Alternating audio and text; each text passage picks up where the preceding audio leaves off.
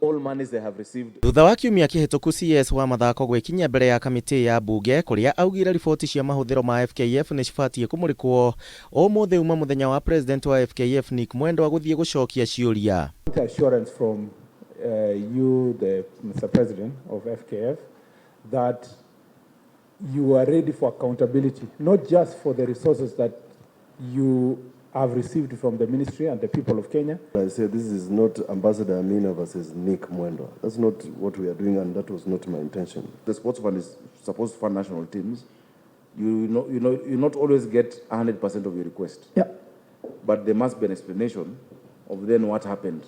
Agitetera mbere ya kamiti ya rebellion tongoragio ni Senator Johnston Sakaja, Mwendwa augite ati ndaregete uthuthurio kurogikwo wabici-ini cia FKF na kuria augite matirahetwo ndumiriri njiganu uria mubango uyu ubatie gutwarithio na mbere. If a minister goes to the newspapers without ever one day in 3 years in office, never written a letter or by call or called a meeting and raised a concern to you, causes an inspection, then you are worried.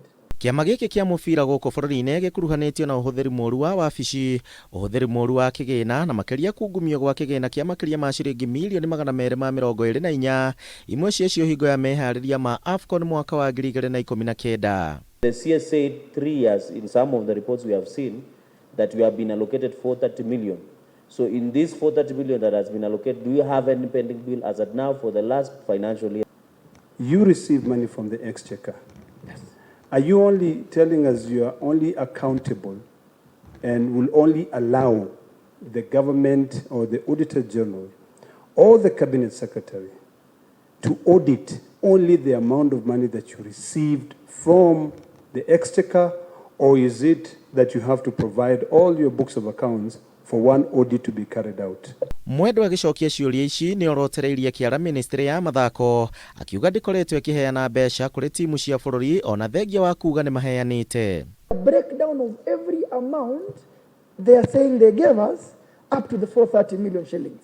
So very quickly what we did prudently is look at our records and found that based on what they sent to our bank account and what they have approved they did, there is a deficit of 77.9 million.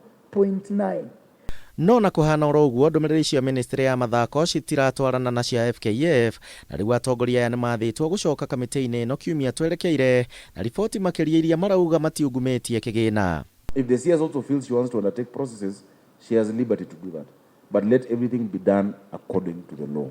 That is what we hold, and that will be the subject of our inquiry next Thursday. Handu-ini ha Kameme TV, njitagwo Kuria wa Gicimu.